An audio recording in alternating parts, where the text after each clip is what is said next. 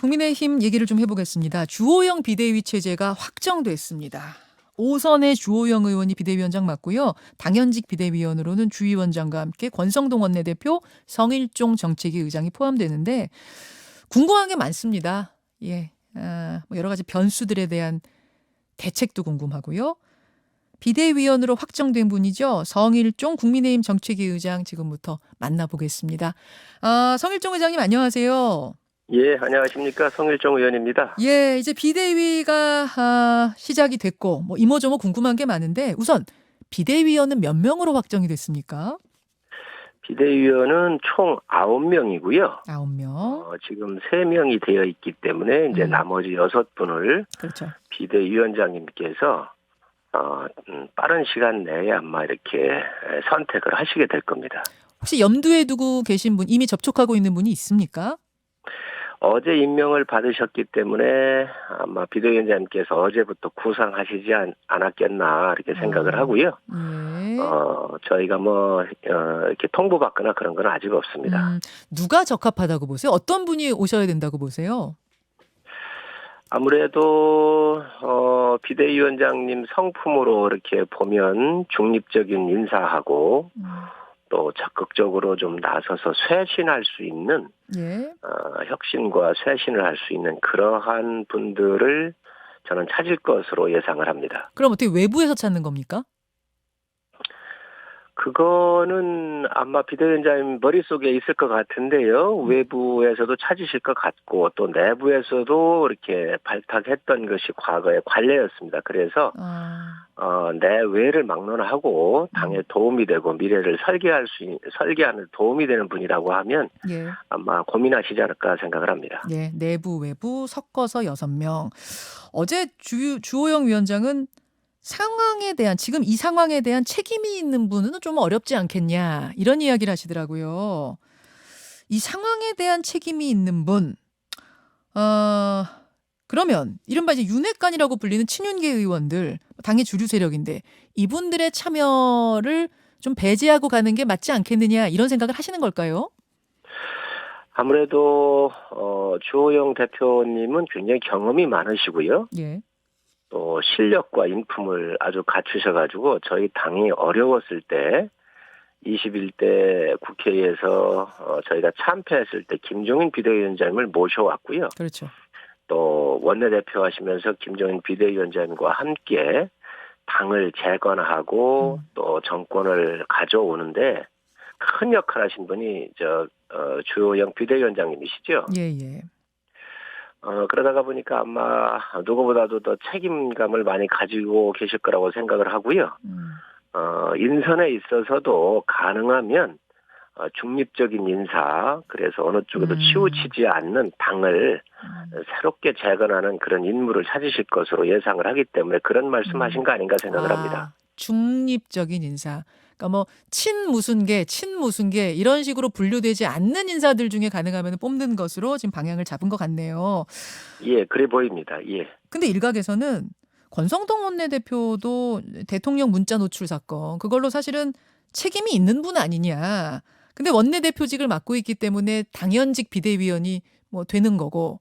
그러니까 원내대표직도 좀 내려놓으셔야 되는 거 아니냐. 이선으로 후퇴하셔야 되는 거 아니냐. 이런 게 공개적으로 목소리가 나와요. 어떻게 생각하십니까?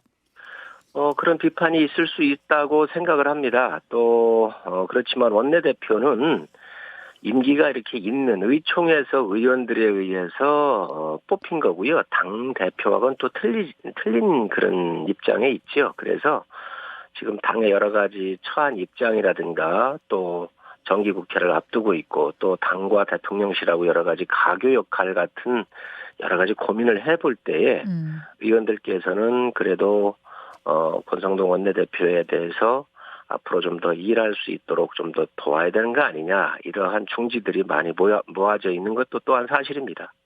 원내대표는 그냥 가는 편이 낫겠다라는 게 더 주류의 분위기, 더 뭐랄까 당의 전반적인 분위기다. 그렇습니다. 근데 지금 선출직이라는 이제 말씀을 하셨는데 그렇게 따지면은 당 대표도 선출된 거잖아요. 그것도 더 큰 규모로. 그렇습니다. 그 당 대표는 전당대회에서 한 거고요. 또 원내대표는 의총에서 이렇게 모집을 하는데 비교적 당대표는 국민의 여론이 수렴이 되는데 당 원내대표는 이제 저희 당 의원이 한 115명 이렇게 되니까는요. 네.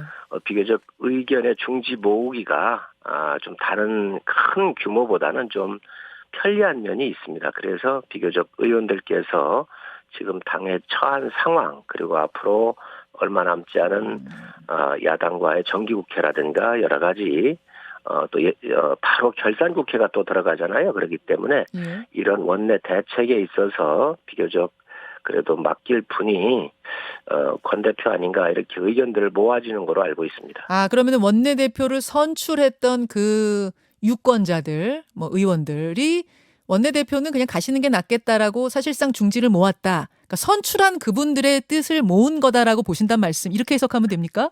네, 지금 그런 의원들의 의견들이 많이 집약이 되고 있다는 말씀 제가 예. 드립니다. 근데 뭐 재신임 투표 이런 이야기 나왔는데 그런 건 사실 안 한 거죠. 그런 것까지는 아직 안 갔죠. 예. 그래 계속 이런 부분에 대해서 문제가 나오면은 그런 것도 할 수 있습니까? 그 질문을 다시 한번 주시겠습니까? 예. 계속 이런 부분에 대해서 문제 제기를 하고 권성동 의원 이선 후퇴하셔라, 원내대표직 그만두셔라 이런 이야기가 나온다면 의원들을 상대로 재신임 투표, 원내대표 재신임 투표 같은 걸 갈 수도 있습니까? 할 수도 있죠. 그런데 의원들 사이에서는 권 대표께서 관두라고는 얘기는 그렇게 거의 없다고 보시면 거의 되고요. 없다. 예, 알겠습니다. 일부 외곽 쪽에서는 그런 얘기가 나왔던 건 맞습니다. 예. 자, 이 비대위의 성격은 어때야 할까를 놓고 여러 가지 이야기가 분분하더라고요. 관리형 비대위냐, 혁신형 비대위냐. 주호영 위원장께서는 어제 혁신형 관리 비대위 이렇게 말씀을 하시던데 어떻게 받아들여야 돼요, 성격을? 기간 때문에 아무래도 그럴 텐데요. 그렇죠. 아무래도 이 비대위의 성격은 혁신형이 맞을 것 같고요. 그리고 이제 국면이 좀 전환이 됐기 때문에 그러면 전당대회를 빨리 해야 되는 거냐 이런 문제가 있습니다. 그런데 그렇죠. 현실적으로 보면 예. 이제 곧바로 결산 국회가 열리게 되고요. 예. 정기 이제 9월에 가면 정기 국회가 있습니다. 예. 이러한 정치 일정으로 보면 전국을 순회하면서 전당대회를 해야 되는데 이 또한 상당히 시기적으로 겹치는 부분이 있습니다. 그래서 비대위가 이제 비대위원장님이 선임이 되셨기 때문에 비대위원장님과 앞으로 비대위원들이 이 부분에 대해서는 여러 가지 협의를 통해서 하실 것으로 생각을 합니다. 그러니까 조기 전대 9월이나 10월쯤에 조기 전대 치르는 거는 정기국회 생각했을 때 현실적으로 무리가 있다, 어렵다 이렇게 보시는 거네요. 아마 그런 부분을 주호영 비대위원장님께서 말씀하신 거 아닌가 생각을 합니다. 성 의장님께서도 같은 의견이시고요. 실질적으로 분산해서 한다는 것은 어려움이 있습니다. 그래서 곧바로 이제 아까도 말씀을 드렸지만 결산국회가 있거든요. 네, 네. 그리고 정기국회가 있잖아요. 그렇죠. 그러면 전당대회를 준비하는 데는 한 2개월 정도가 걸릴 텐데요. 네. 이러한 것들에 대한 여러 가지 그 일정들을 한번 다시 체크를 해봐야 될 텐데 이런 부분에 대한 물리적인 어려움을 말씀하신 것 같습니다. 그런데 이제 조기 전대를 9월이나 10월쯤에 빨리 치러야 된다고 주장하시는 분들 얘기는 뭐냐면 민주당은 전당대회 8월 28일 날 열고 새로운 당대표로 체제 정비를 하는데 언제까지 비상 상황으로 여당을 끌고 갈 수 있겠느냐. 빨리 조기 전대 치러가지고 당을 좀 안정시킬 필요가 있다. 이런 주장 어떻게 생각하세요? 그 부분도 분명히 주장할 수 있다고 생각을 하지요. 그렇지만 이게 몇 개월이 될지 모르지만 그 합일점을 의원총회라든지 아니면 비대위원들이 협의를 통해서 아마 도출할 것으로 예상을 합니다. 그건 뭐 당연한 얘기입니다만 성 의장님 생각은 어떠신가 궁금해서요. 저도 지금 볼 때 정기국회나 이런 것들은 굉장히 중요하거든요. 네. 윤석열 정부에 지금 현재 여러 가지 개혁 과제도 많고 입법 과제가 많잖아요. 그렇기 예. 때문에 이런 부분을 서포트를 하려고 한다면 예. 이게 투트랙으로 가기에는 좀 어려움이 있을 거고요. 이러한 부분들이 좀 정리해 나가면서 약간의 시간을 가지고 검토를 하는 게 좋을 듯 합니다. 그 1, 2월 정도로, 그러니까 내년 초로 미루는 건 반대다 하시는 분들 중엔 이런 얘기하는 분들이 계시더라고요. 뭐냐면 내년 1, 2월에 전당대회 하면 이준석 대표가 다시 나올 수 있다. 이거는 뭐 이제 뭐 사석에서도 하는 얘기고 이런 얘기라고 취재 결과를 제가 듣습니다만 이것은 안 되지 않겠느냐 이런 이야기도 당해서 그런 우려를 하는 분도 계세요. 어떻게 생각하세요? 저는 지금 그 부분에 대해서는 처음 듣는 얘기입니다. 어떤 앞으로의 상황이 전개될지도 모르는데 누가 나오기 때문에 뭐 때문에 또 1월 2월엔 안 된다 이런 이야기 한다는 것은 저는 처음 듣는 얘기인데요. 그런 것까지 가정할 필요가 있겠습니까? 아, 이준석 대표 얘기가 나왔으니까 그 얘기 좀 가보죠. 사실 비대위는 출범했지만 큰 변수는 좀 남아 있습니다. 이준석 대표의 법적 대응. 효력정지 가처분 신청 같은 법적 대응에 나선다는 입장을 밤사이에 다시 한번 분명히 했습니다. 지금 저 좀 보여주시겠어요? 예. 뭐라고 썼냐면 가처분 신청합니다. 신당 창당 안 합니다. 딱 두 줄의 페이스북 메시지를 남겼습니다. 일단 성 의장님, 그 가처분 신청 받아들여질 가능성은 어떻게 보세요? 여러 가지 정치적인 것을 미리 예단하는 것은 좀 어려움이 있지만요. 예. 비교적 정당의 정치적인 행위는 법원으로 이렇게 법의 잣대로만 하지는 않습니다. 그래서 의총에서 비상적 상황이라고 하는 것을 의원들이 다 동의를 해서 최고위원회에 넘겼고요. 또 최고위원회에서 이 부분을 의결을 했고 전국 상임위원회와 전국위원회에서 의결된 사항이기 때문에 법원에서 이런 것들이 그 법적 자태라고 하는 것이 명확하잖아요. 그런 행위하고 예. 법의 잣대하고 정치적인 행위하고는 상당히 결이 틀리기 때문에 아마 판단하기가 쉽지 않지 않겠나. 비교적 정치적인 판단을 존중하지 않겠나 생각을 합니다. 절차적인 하자는 치유됐다고 보세요. 일단 그런 정치적인 과정을 이미 거쳤다고 봐야죠. 국면이 전환됐다고 봐야죠. 예. 이준석 대표 측 얘기 들어보니까 사퇴 선언을 이미 한 최고위원들이 다시 모여가지고 비상 상황을 선언했다는 거 뭐 이런 것부터 시작해서 또 비상 상황을 억지로 만들어 나간 이 과정들에 분명한 하자가 있다. 그래서 가처분 신청 받아들여질 것이다. 이렇게 또 주장을 하던데 아무튼 비대위의 성일종 위원이 판단하시기에는 가처분 신청은 받아들여질 가능성이 높지 않다. 주호영 비대위원장은 빠른 시일 내에 이준석 대표를 좀 만나고 싶다. 어제 그러시더라고요. 성 의원님도 같은 생각이신가요? 그렇습니다. 이건 정치적으로 해결하는 게 전 옳다고 보고요. 또 주호영 대표님께서 정치력이 굉장히 있으신 분입니다. 그리고 이준석 대표도 젊고 또 희망이 있는 지도자이기 때문에 정치적 상황에 놓여 있는 것을 정치적으로 해결하고 이해하는 게 맞다고 저는 생각을 하고요. 그런 측면에서 주호영 대표가 굉장한 역할을 하시지 않겠나 기대감을 갖고 있습니다. 정치적으로 풀어야 한다. 법으로 가기 전에 정치적으로 풀어야 한다. 이런 생각이신 거군요. 그렇습니다. 국민들께서도 아마 법의 잣대나 이런 것보다는 정치적인 정치를 하는 정당에 있는 거고 예. 또 이준석 대표도 당의 당대표를 했고 국민의 많은 사랑을 받고 있는 분이기 때문에 정치적으로 해결하기를 국민들께서도 아마 많이 요구하고 계신 걸로 알고 있고요. 그런 부분에서 새로 비대위원장 맡으신 아마 주호영 대표님께서 이런 말씀을 하신 거 아닌가 또 이런 보관을 갖고 계시지 않겠나 생각을 합니다. 13일에 기자회견을 이준석 대표가 예고했잖아요. 그럼 만난다고 하면은 그 전에 만나야 하는 거죠? 아무래도 또 다른 스테이지로 가기보다는 네. 13일 이전에 이렇게 만나시는 게 좋지 않겠습니까? 그래서 그 이야기를 아마 비대위원장님께서 하신 걸로 알고 있습니다. 혹시 이미 이제 만나기 위해서 접촉을 위해서 좀 노력은 하고 계시는 건가요? 시간이 얼마 안 남아서요. 조영 비대위원장님하고 이준석 대표하고 잘 아실 거예요. 그렇기 때문에 충분히 언제든 전화가 가능할 거로 보여지고요. 아마 그런 부분에서는 열려 있는 상태이기 때문에 만나시지 않겠습니까?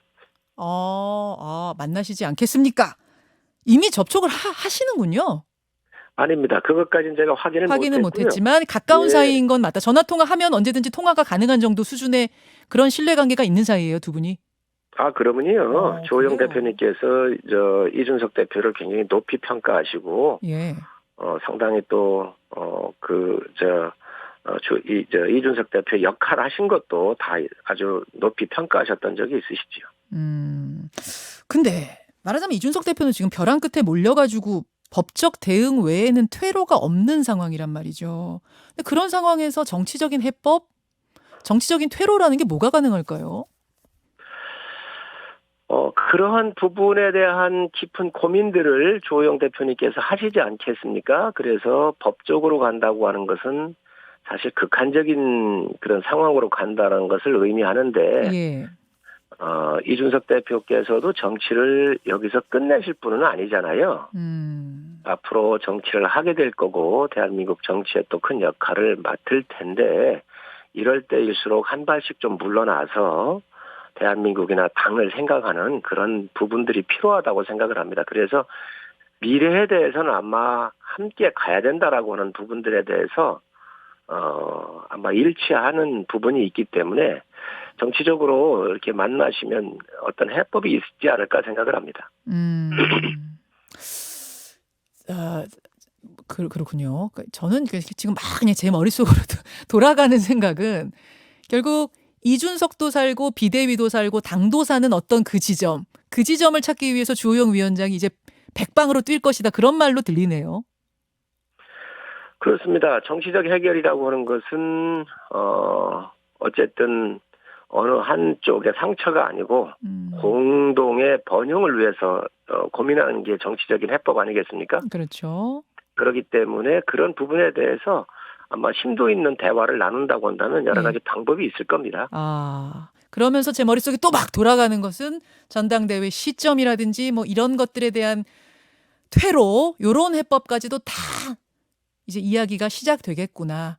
그런 대화가 이루어질 수 있겠구나. 이 생각까지 듭니다만 그건 제 생각이고요. 여기까지 오늘 말씀 듣도록 하겠습니다.